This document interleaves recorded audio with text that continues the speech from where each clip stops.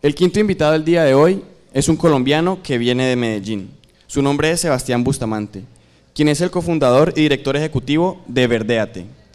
Es ganador del Premio Innovadores de América 2014, recibido gracias a que a través de Verdéate se crea una innovación tangible que da paso a la unión del cambio climático y la sostenibilidad con aplicaciones web móviles y redes sociales. Demos la bienvenida con un fuerte aplauso al señor Sebastián Bustamante.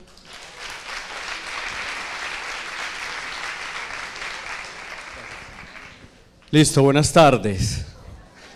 El único problema que yo tengo viniendo a Cali es que desde que llegué hacen sino decirme señor. Son muy educados, pero le ponen 10 años a uno encima. Listo. Una de las cosas que me gusta de que hubieran entrado después del break es que llegan un poquito más energizados. ¿Quién ha visto Verdéate antes? ¿Quién se ha topado con eso en una red social o lo ha visto por ahí en un newsletter, en cualquier parte? Alcen una mano, pues así sea de pena. Bueno, nos falta posicionamiento en Cali. Nosotros básicamente lo que estamos haciendo es ayudarle a todo tipo de organizaciones a mejorar los hábitos de consumo de la gente adentro de la organización, es decir, colaboradores, o de la gente afuera de la organización, es decir, proveedores o usuarios finales o clientes, porque creemos que gran parte de la problemática medioambiental que existe en este momento radica en nuestros hábitos de consumo. ¿Quiénes de ustedes saben cuántos kilogramos de CO2 emiten al año? Y lo tienen calculado y lo tienen certificado. Nadie. ¿Quiénes de ustedes saben cuántos metros cúbicos de agua usan al año? Tampoco. Son cifras que usualmente no conocemos y nosotros lo que buscamos es crear una conciencia sobre esos impactos dentro de las organizaciones para poder mejorar esos hábitos de consumo. A ver, lo que tenemos en pantalla es usualmente lo que nos muestran en los colegios, en las universidades o en donde sea para explicarnos qué es el cambio climático. Todos hemos visto esta imagen anteriormente, ¿o no? Más o menos. Básicamente lo que esto nos está diciendo es que una cantidad de radiación solar entra a la Tierra, parte de ella se queda y eso es importante porque gracias a ese calor es que la vida puede ser sostenida y parte de ella debe salir, ¿no? Que no necesitamos, que el balance y el equilibrio del planeta no necesita. Desde hace más o menos 200 años comenzamos a sacar el petróleo, el carbón y el gas, los combustibles fósiles, debajo de la Tierra. Y ese gas, ese carbón y ese petróleo se ha vuelto revolución industrial. Muy bueno y todo, pero el problema de eso es que hemos aumentado las concentraciones de gases de efecto invernadero en nuestra atmósfera. ¿Esto lo habíamos escuchado antes o no? Sí. Y ese aumento de gases de efecto invernadero en la atmósfera ha creado un efecto invernadero. Y ese efecto invernadero lo que hace, en más o menos palabras, es no dejar que todo el calor que antes salía, salga. Eso lo que ha implicado para el planeta es que nos estamos comenzando a calentar en términos de grados centígrados. En este momento, de acuerdo a los últimos índices de calentamiento que manejan los científicos, hemos determinado que se ha aumentado un 0,7 grados centígrados la temperatura con respecto a los niveles de 1990. Es decir, estamos 0,7 grados en promedio más calientes que hace más o menos 20 años. Y eso lo que tiene de raíz es esto, esta es la distribución de emisiones de carbono por toneladas por país. Porque entonces necesitamos comenzar a buscar cuál es la causa del problema y necesitamos comenzar a entender quiénes son los mayores emisores o generadores de CO2 en la atmósfera. ¿Qué país está acá? China. ¿Y cuál es este? Listo, vamos a ver, este de aquí verdecito. Rusia, y este de acá. Y este de la mitad, Alemania. Entre ellos tenemos más o menos el 60%, 60-65% de las emisiones de CO2 totales al año. El único problema con todo esto es que ni Estados Unidos, ni Rusia, ni China son firmantes del protocolo de Kioto. Es un protocolo que ya habíamos oído anteriormente. Básicamente el protocolo lo que dice es que tenemos que evitar las emisiones de CO2 desde nuestras fuentes fósiles, desde la industria, desde nuestras casas, de nuestra calefacción, para volver a niveles de 1990. Pero si los principales emisores de gases de efecto invernadero no lo firman, eso lo que está haciendo es quitarle legitimidad y le está quitando relevancia a ese protocolo como tal. Más problemas. Cada uno de nosotros, independiente de que no seamos ni Rusia, ni China, ni Estados Unidos, tiene una huella de carbono. Ustedes tienen una huella de carbono y esta huella se compone por el combustible que usamos para desplazarnos. Así no tengamos un carro o así no tengamos una moto. Ustedes llegaron aquí en algo. Si alguien llegó caminando, lo felicito. Algunos viajamos constantemente y entonces la huella ecológica también está compuesta por lo que usamos para alimentarnos y por lo que usamos para darle electricidad a todos nuestros materiales, etcétera. ¿Cuál es el problema con esto? Que hay una inequidad en la repartición de esta huella de carbono en las naciones que están siendo medidas. Por ejemplo, una persona en Estados Unidos al año genera alrededor de 20 toneladas de CO2 como huella ecológica. Si lo comparamos con una persona en Alemania, emite alrededor de 9,8 toneladas de CO2 al año, vemos que hay una diferencia más o menos del 50%, pero si lo comparamos con una persona de Bangladesh que emite meramente 0,2 toneladas de CO2 al año, vemos que entonces hay una distribución muy inequitativa en quienes pueden emitir qué y cómo. Colombia está en un más o menos 3 toneladas de CO2 al año. ¿Cuáles son las implicaciones de todo esto? Posiblemente ustedes han notado que los climas de las ciudades en las que ustedes viven han venido cambiando. ¿O quién cree que el clima de Cali es el mismo que hace 5 años? Ninguna ciudad tiene el mismo clima en este momento. En algunas está lloviendo más, en algunas está lloviendo menos, en unas están más calientes que otras.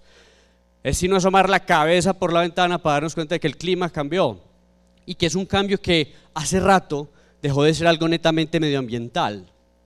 Ese cambio de clima nos está comenzando a afectar en muchos niveles, en lo social, en lo migratorio, en lo económico, en lo político. Ahorita les voy a mostrar algunos ejemplos.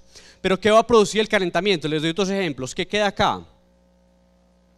El Amazonas. Todos saben que es el Amazonas, pues bueno, el Amazonas se ha caracterizado ante todos estos años por ser un gran capturador de carbono, hasta ahí sabemos. Pero si sabían que en el 2010 el Amazonas pasó de ser un capturador neto de carbono a un emisor neto de carbono, porque la sequía fue tan fuerte y mató tantos árboles que el metano que se emitió por la degradación de los árboles fue superior al gas que estaba capturando.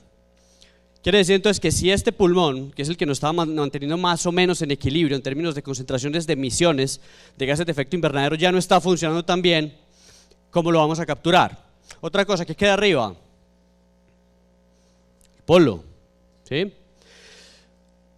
Hay ya teorías muy bien fundamentadas que nos dicen que el derretimiento de los polos, que es una cosa que estoy suponiendo que todos conocemos, está causando más calentamiento global. Cuando el sol entra y las radiaciones solares penetran el ozono y llegan a la Tierra, gran parte de ellas rebotan en los polos porque son superficies blancas y actúan como espejos. ¿Qué pasa cuando el polo se derrite? ¿A dónde va ese calor? Al agua, y comienza a calentar el océano. ¿Y qué ha pasado con los corales con ese calentamiento progresivo de los océanos? Que se han comenzado a salinificar, es decir, están más salados que antes y se han comenzado a morir. Y gran parte del oxígeno que nosotros respiramos viene precisamente de la capa coral que está en los océanos, ¿sí? Y como el agua está más caliente, entonces es más propensa a crear tifones, es más propensa a crear huracanes, es más propensa a crear eventos climáticamente extremos. Entonces vemos que no es solamente un tema de que la Tierra está más caliente, es un tema también de que ese calor comienza a crear círculos viciosos en los procesos ecosistémicos que conocemos. Hasta ahí vamos viendo muy rápido, muy despacio. Yo creo que el traductor está más embalado traduciendo lo que estoy diciendo. ¿Qué es lo que ha pasado con la capa polar norte en estos últimos 50 años más o menos, que ha comenzado a desaparecer? Y uno ve acá la capa polar en época de verano, y esta es la proyección a 2050. Sin embargo, una cosa con la que concuerdan todos los científicos que estudian el cambio climático es que todas las proyecciones se están cumpliendo mucho más rápido de lo que esperábamos. Y la desaparición del polo en tiempo de verano ya sucedió. Sin embargo, la discusión de los países, Noruega, Rusia y Canadá, que tienen área de su territorio nacional reflejada dentro del polo, no es cómo vamos a hacer para que pare el derretimiento, es más bien qué área me pertenece a mí de la que se está derritiendo. ¿Por qué? Porque eso crea oportunidades para que las rutas marítimas no tengan que dar toda la vuelta por abajo, sino que puedan pasar por encima de una vez. Porque eso crea oportunidades para sacar recursos naturales que están debajo de esas capas polares que antes no eran asequibles. Entonces la discusión alrededor del derretimiento en este momento no es ni medioambiental ni social, sino que es económica.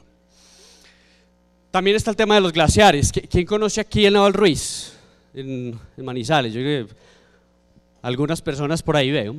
Yo fui a Naval Ruiz hace más o menos 10 años y yo tenía que subir a los 4.000 metros para ver hielo.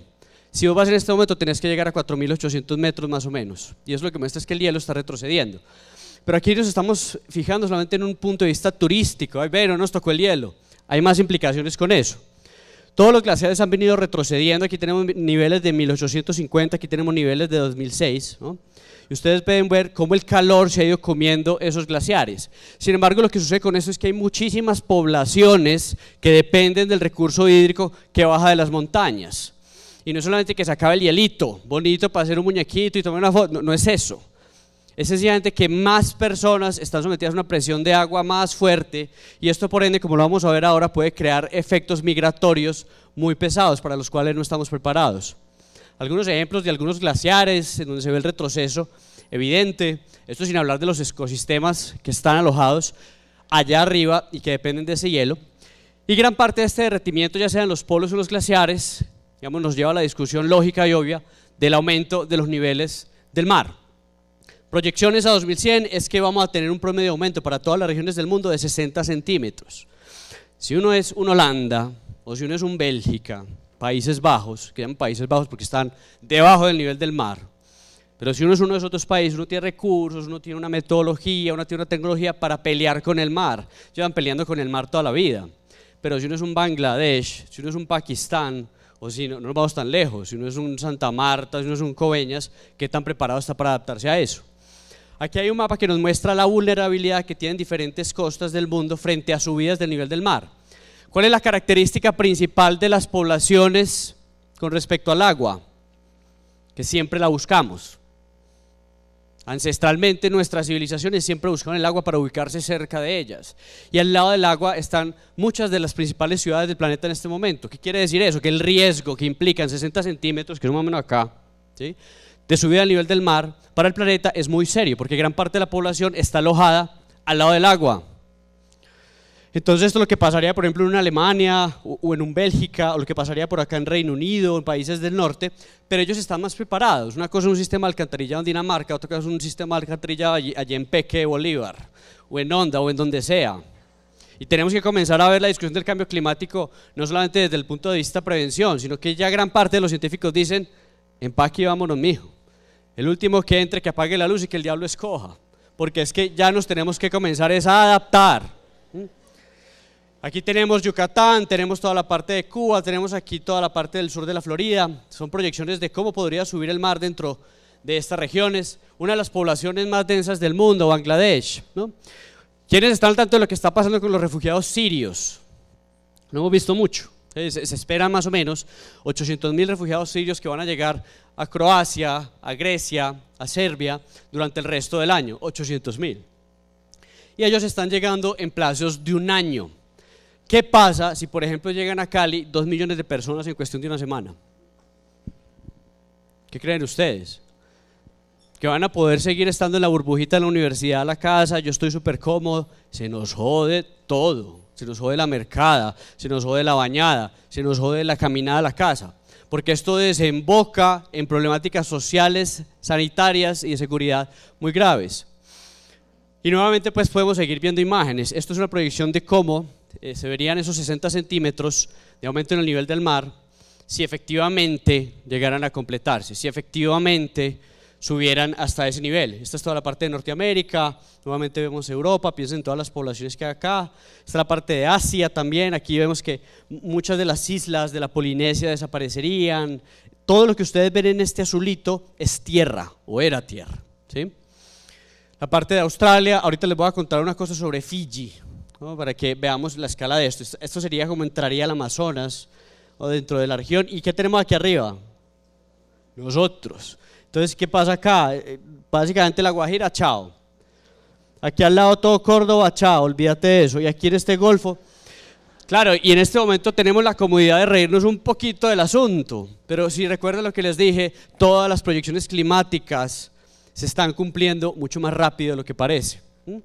Esto es un mapa de vulnerabilidad de una organización que se llama Maplecroft, y ellos lo que hacen es medir qué tan vulnerables son las regiones frente al cambio climático. Todo lo que está en azul es más vulnerable. ¿Quién es capaz de decirme cuál es el común denominador de las zonas en azul? ¿Están en el norte o en el sur? Están evidentemente en el sur. La paradoja de esto, ¿cuál es? Que los países industrializados llevan 200 años industrializándose, han creado concentraciones de emisiones de CO2 sin precedentes en la atmósfera.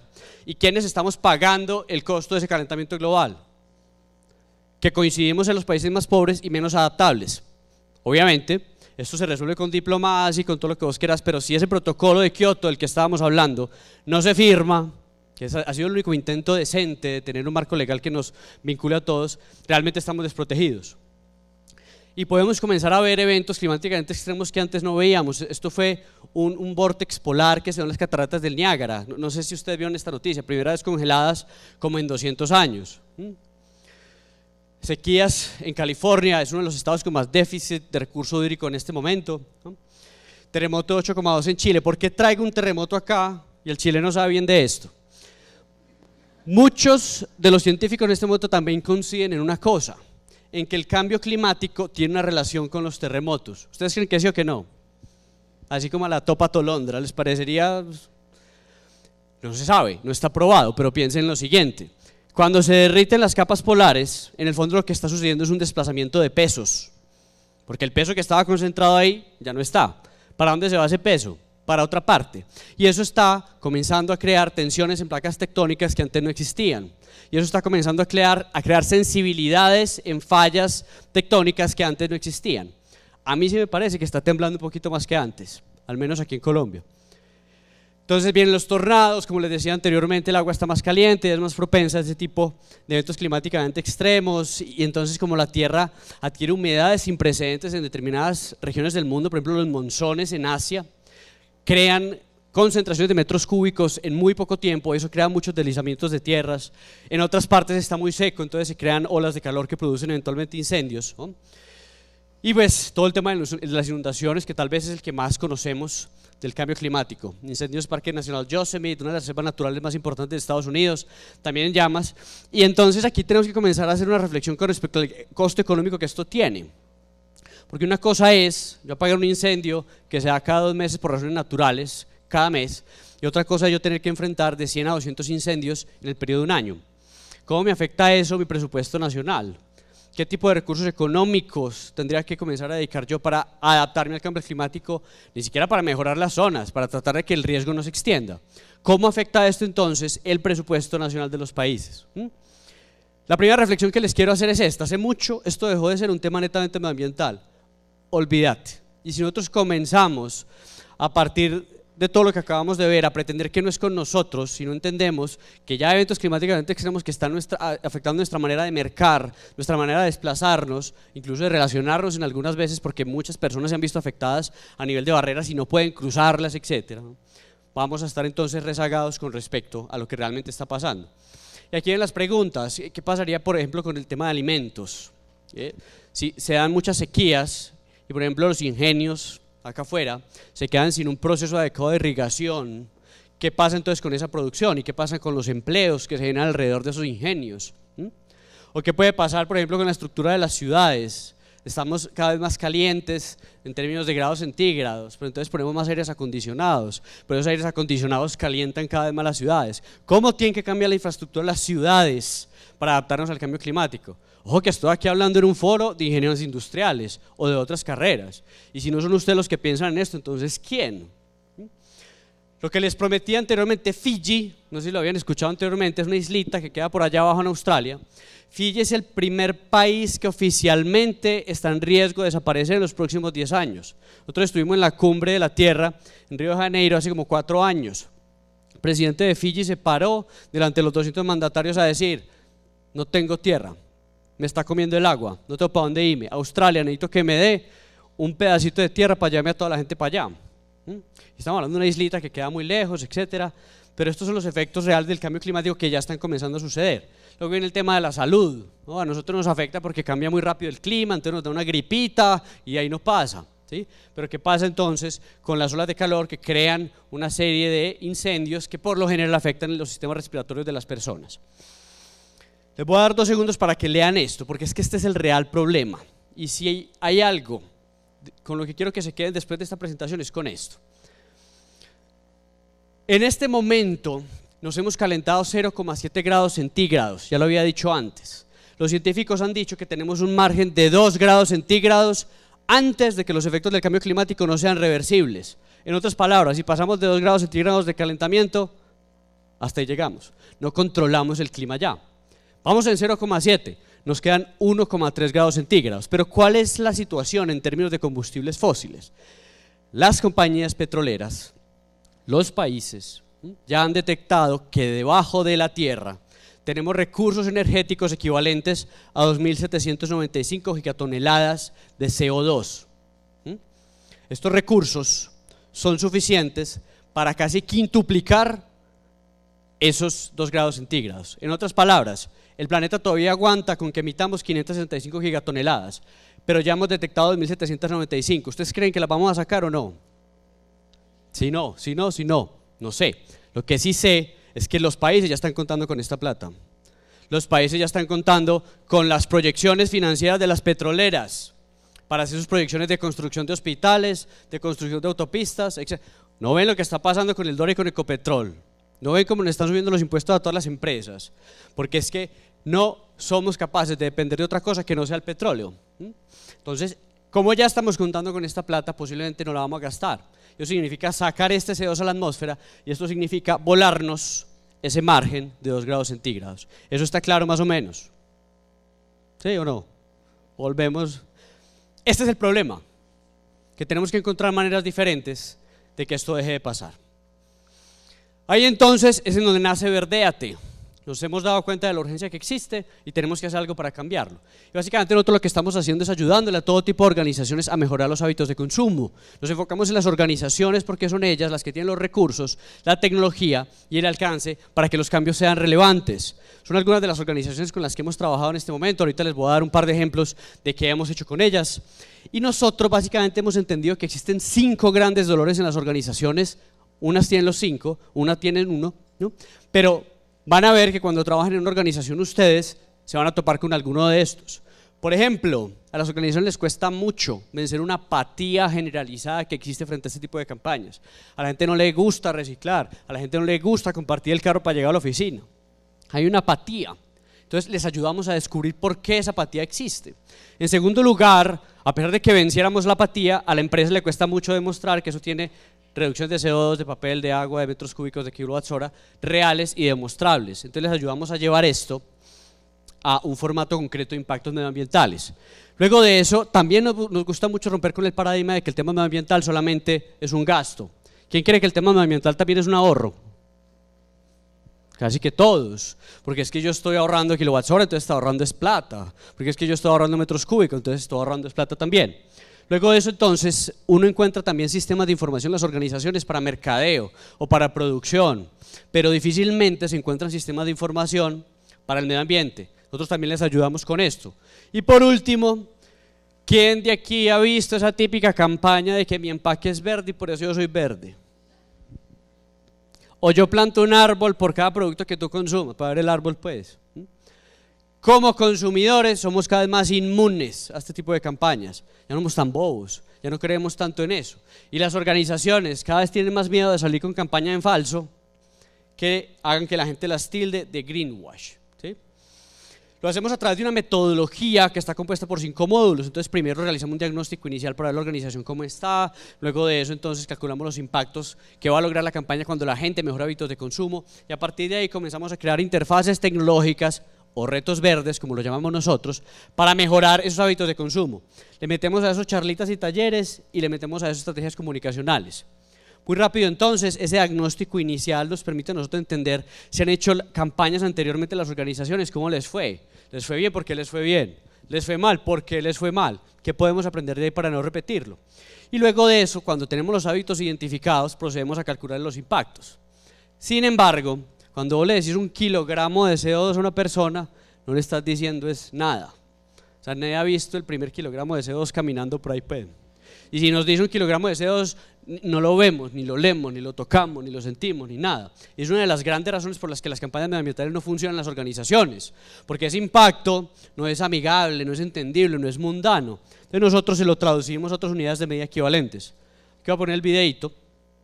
Y luego de eso entonces comenzamos a diseñar interfaces tecnológicas, ahorita les voy a mostrar un demo, para mejorar esos hábitos de consumo en tiempo real.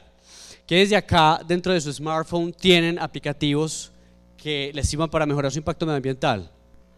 ¿Alguien lo ha profundizado? Una mano por allá, pero súper valiente a alzarla. Listo. Entonces, esto es verdeate.com y la gente entra arriba a la zona de retos verdes, ¿sí? Ahí se ven algunos retos verdes que las organizaciones han implementado. Por ejemplo, vámonos con el de desconectar computador al terminar jornada laboral, ¿ok? Ahí lo que tenemos en pantalla es un formato estándar de un reto verde. Entonces la organización tiene la imagencita y la cantidad de personas que lo está tomando en tiempo real y el CO2 que van reduciendo y la cantidad de ese CO2 en otras unidades de medida, por ejemplo tomates producidos equivalentes, y te muestra la cantidad de dinero que estás ahorrando en ese momento. Y las personas pueden hacer dos cosas: pueden tomar el reto o pueden retar amigos, que muestra la gente que lo está tomando, la gente que lo ha terminado, etc. Yo le doy clic entonces al botón de tomar este reto.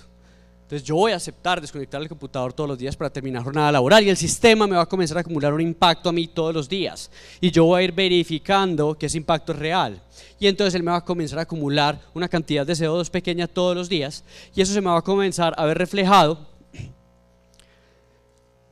en mi perfil personal medioambiental, porque es que así como tenemos extractos bancarios online o así como tenemos extractos de millas aéreas online, ¿no?, nosotros hemos creado extractos medioambientales para cada persona.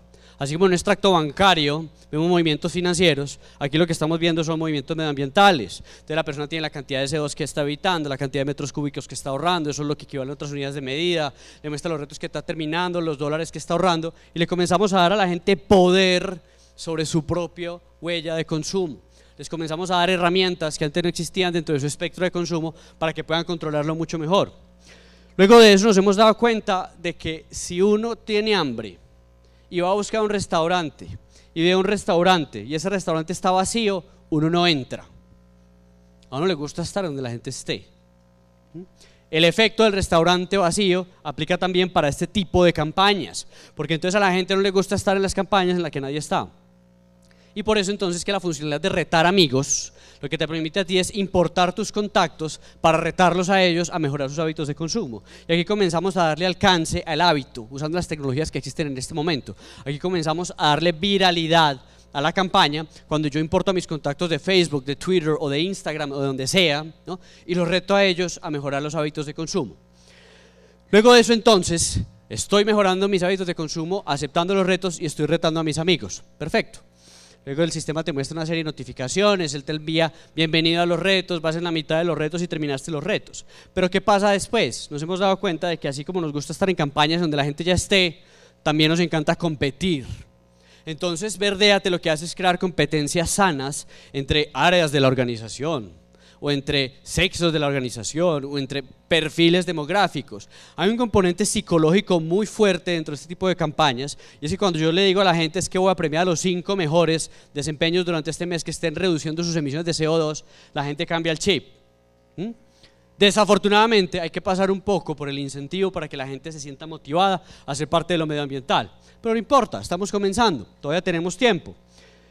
Por ende entonces la gente a medida que va haciendo parte de este tipo de campañas rankea, ¿no?, y podemos crear programas de incentivos o pegar esto de programas de incentivos que ya existen en este momento con el fin de crear una competencia sana alrededor de estos hábitos de consumo. Luego de eso entonces le damos herramientas a la organización para que ella misma pueda medir su desempeño, lo que les decía ahorita, un sistema de información para que la persona de medio ambiente pueda saber cómo sus 2.000 empleados están mejorando hábitos de consumo en tiempo real. Entonces les mostramos los impactos totales, el listado completo de personas que están mejorando los hábitos de consumo, estadísticas alineadas a los indicadores de gestión que ellos mismos tienen, les mostramos a ellos fechas, días, meses y les damos el poder de trazar su campaña en tiempo real. La persona puede filtrarlo por vicepresidencia, por zona, por división, entonces puede comenzar a tener control de su audiencia frente a la campaña, porque usualmente lo que pasa es que hacemos la campaña y medimos al final, cuando ya no hay nada para hacer. Entonces esto les permite hacer esa medición en tiempo real con el fin de poder tomar decisiones correctivas antes de que la leche esté derramada, antes de que ya la campaña no sirva para nada. Adicionalmente a este sistema de información, él se puede exportar también archivos de Excel con el fin de crear reportes pues más específicos. Difícilmente yo voy a desconectar el computador 30 veces al mes si no entiendo eso para qué. O sea, si no entiendo eso por qué es importante. Entonces les creamos módulos educacionales a los colaboradores o a los usuarios de una marca para que aquí mismo puedan tener sus noticias, sus imágenes, sus videos, sus tutoriales y con el fin de que esa brecha educativa se vaya cerrando a medida que yo voy mejorando los hábitos de consumo. Gran parte de la inacción que nosotros vemos en este momento en las organizaciones es por desconocimiento. Y así entonces vamos reflejando esto automáticamente en las redes sociales de las personas. Entonces Pepito Pérez va a reducir 15 kilogramos de CO2 tomando el reto verde de la empresa tal, 10, 20, 30 personas le dan like, 4 comentan y comenzamos a crear un efecto de bola de nieve usando estas tecnologías. Comenzamos a hacer entonces que las mismas redes sociales nos permitan a nosotros ir aumentando el impacto de las campañas. Lo mismo para Twitter. Entonces creamos ese efecto de viralización y comenzamos a crear posicionamiento de marca dentro de las mismas redes sociales de las personas. Luego de esto entonces, ¿qué les voy a mostrar? 2 ejemplos de cómo organizaciones muy diferentes lo han implementado, ¿sí? Esto a continuación lo hizo Argos, que es una de las cementeras más grandes de América Latina, está en Medellín, y básicamente ellos lo que estaban buscando era reducir el consumo de agua en los hogares de las personas. Entonces creamos esta campaña, precisamente con 4 retos verdes o 4 hábitos de consumo. Ahí tienen ustedes el ranking de la competencia, ¿no? Y ese ranking lo pegamos de un programa que ellos tenían anteriormente que se llama Ideacción. Entonces dábamos puntos de acuerdo a los mejores desempeños, ¿no? Luego de eso entonces ellos tenían la posibilidad de llevar esto a sus redes sociales, etcétera. Y esto lo hicimos con UNE, con el fin de retar a todos los usuarios UNE del país. Y los estábamos retando a hacer 2 cosas. Primero, a dejar de recibir la factura de consumo impresa en la casa, sino más bien a comenzar a recibirla por factura web, que algunos de ustedes la deben conocer. Y lo otro es que los estábamos retando a hacer videoconferencias en vez de desplazamientos innecesarios. Aquí podemos volver ya a la presentación. Ahí está.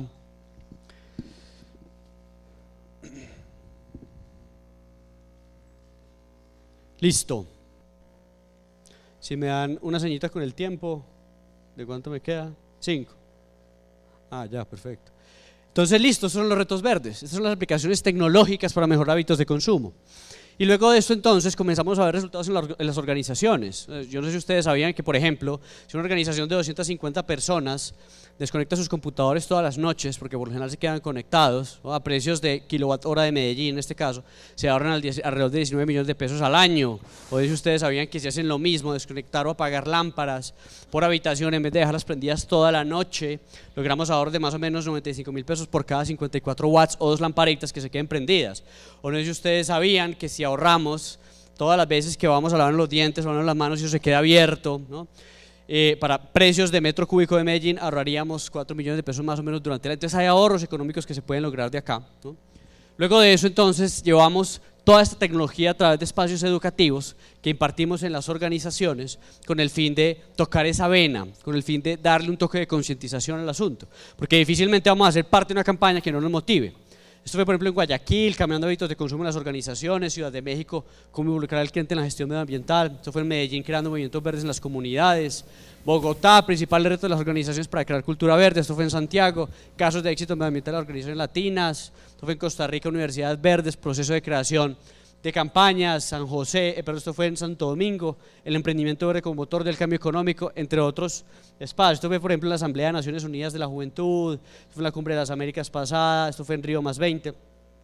Y por último le metemos a esto comunicación, para hacer las campañas muy visibles, para hacer las campañas muy atractivas. Lo primero que hacemos es intervenciones teatrales dentro de las mismas organizaciones. Entonces llevamos un par de locos actores a la planta o al centro comercial o a la universidad, donde sea, para llevar ese mensaje medioambiental de una manera mucho más fuerte, y creamos campañas digitales muy a la medida como tal. Ahora, lo interesante para las organizaciones usando este tipo de tecnologías es cómo pueden jugar con esta metodología, valga la redundancia. Es cómo pueden combinar, por ejemplo, el módulo 1 con el módulo 5, es decir, yo quiero comenzar despacio, con un diagnóstico, pero le quiero meter a esto una estrategia comunicacional, o yo quiero comenzar con charlas y talleres, por ejemplo, pero le quiero meter un componente comunicacional también. O la organización te puede decir, no, yo quiero que me calculen los impactos de la campaña, y vamos a reducirlos con los retos verdes, entre otros tipos de combinaciones. ¿Cuáles son los problemas que hemos identificado en las empresas? Primero que todo, estas campañas medioambientales no están dentro de la visión o la misión de la organización y difícilmente es esperable que ellos caminen en esa dirección si no se lo han planteado. La parte medioambiental tampoco es parte de la estrategia o no hay una estructura organizacional. En muchas organizaciones lo que sucede es que la parte medioambiental la lleva el de recursos humanos o la lleva el de mercadeo o la lleva el de responsabilidad social, pero no hay alguien de medio ambiente directamente relacionado.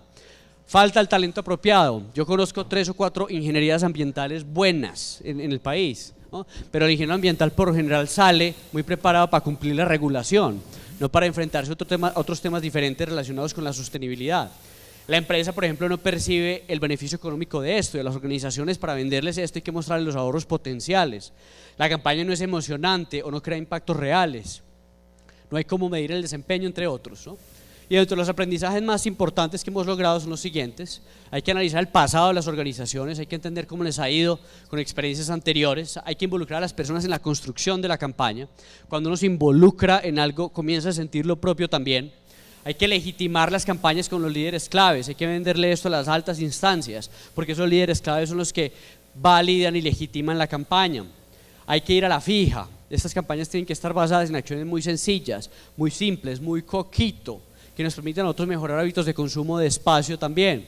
Las campañas deben ser muy sociales, era lo que veíamos antes. O sea, de nada sirve que vos hagas una campaña si vos sos el Capitán Planeta como un loco abrazado al árbol vos solo. Esto le tiene que gustar a muchas personas.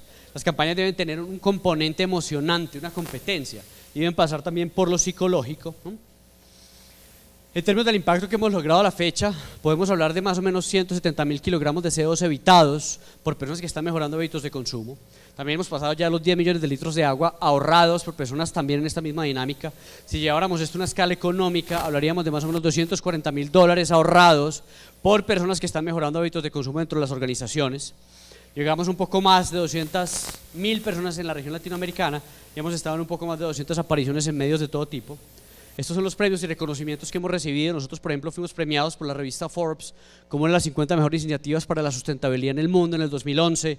Naciones Unidas nos premió un par de veces, en un momento en una categoría de juventud y en otro momento en una categoría general como una de las mejores iniciativas para la sustentabilidad de acuerdo a las metas de desarrollo del milenio. También la Unión Europea nos premió en su Semana de Sostenibilidad Energética, entre otras competencias como tal, Innovadores de las Américas. Esto aquí fue TIC Américas. Entonces hemos tenido desde el comienzo un feedback muy positivo que nos ha mantenido muy motivados frente a este reto de mejorar hábitos de consumo como tal. Listo, independientemente de lo que yo les acabo de contar, ustedes deben estar entre, qué sé yo, segundo y no sé, gente de primer semestre acá posiblemente, pero están en la universidad. Y ustedes tienen 2 opciones en este momento: comenzar a pensar en cómo entrar a una carrera profesional sin ningún tipo de impacto, sin ningún tipo de motivación a nivel de innovación, sin ningún tipo de legado, o pueden comenzar a cultivarlo desde ahora.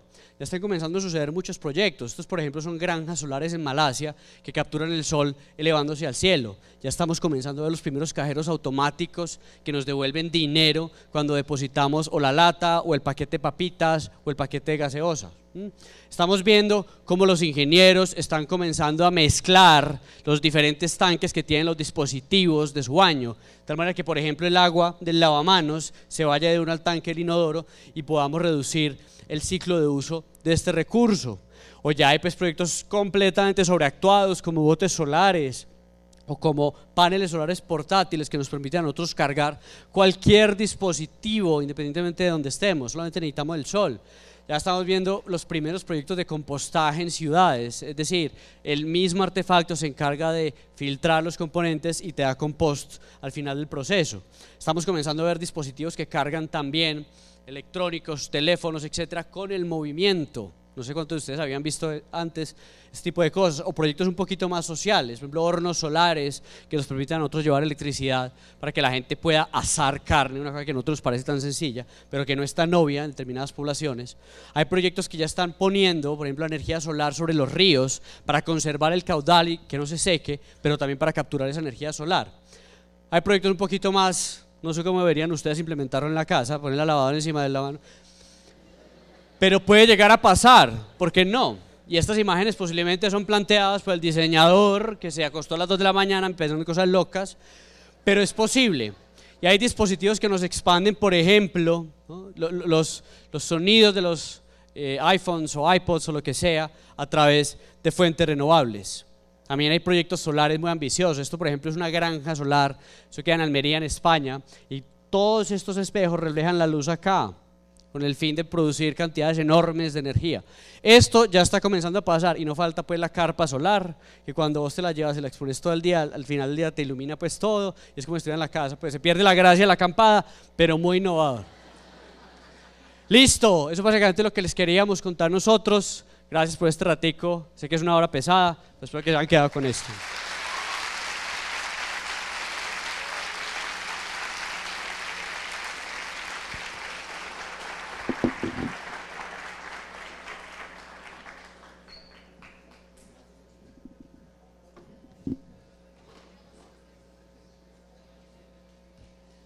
A continuación, damos inicio a la sesión de preguntas. Angie Melissa Espinal de la Universidad de ICESI pregunta: ¿de qué manera verifican ustedes como empresa que un participante al reto está ahorrando agua? Listo, la pregunta obvia. Te voy a dar 5 ejemplos. En energía lo verificamos con las facturas de consumo. Entonces yo soy un colaborador de una empresa, hago parte de la campaña, meto mi cantidad de kilowatts hora con la factura de consumo en mano y cuando acaba el mes meto la otra factura de consumo y vamos calculando ahorros. Lo mismo para agua.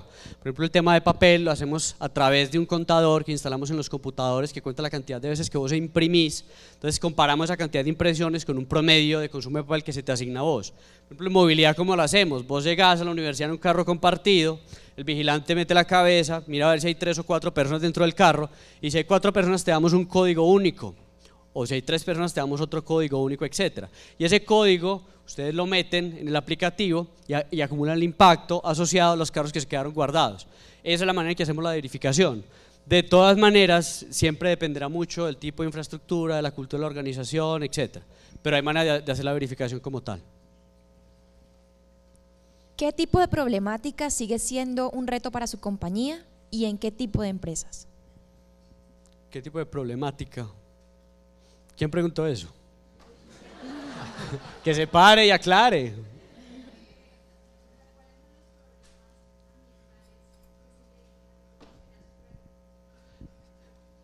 Ok, lo primero es que a las organizaciones les cuesta mucho, lo puse en la presentación, entender el beneficio económico de esto. La gente, todos son muy cómodos, es básicamente la ley del menor esfuerzo posible. Todo cuerpo está destinado a estar en su menor estado de gravedad, como sea que sea la ley. Eso lo vemos todos los días en las organizaciones y cuesta mucho mover a la gente como tal. El otro problema es la parte educacional. Muchas veces no tomamos la acción, pero porque no sabemos o porque no conocemos también.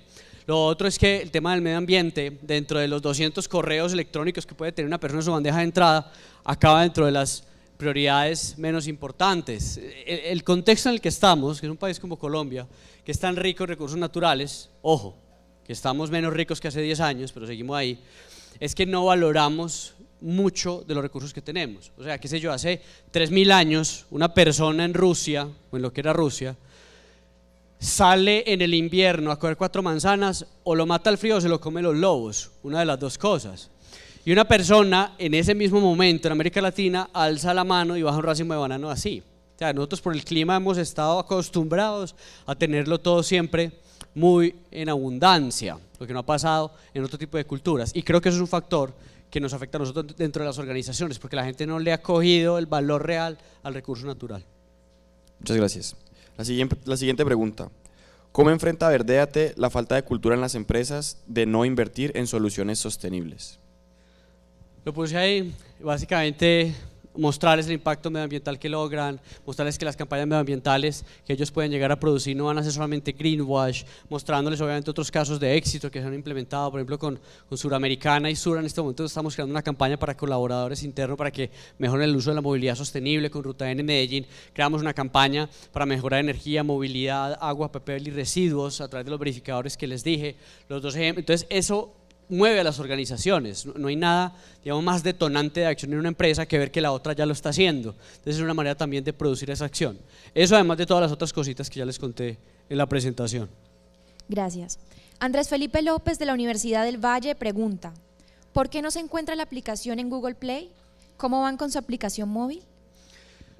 Por ahora estamos yendo al dispositivo iOS. De todas maneras, todas nuestras aplicaciones son hechas. Es decir, la puedes ver adaptada a cualquier tipo de pantalla.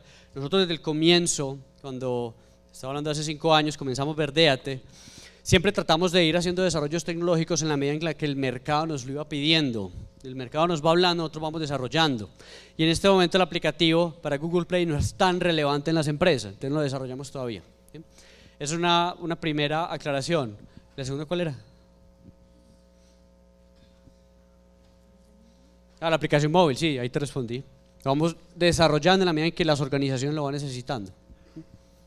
Ok. Antes de finalizar, queremos agradecerle por su presencia aquí en el EUDI 29 A ustedes. y queremos hacer la entrega de este reconocimiento.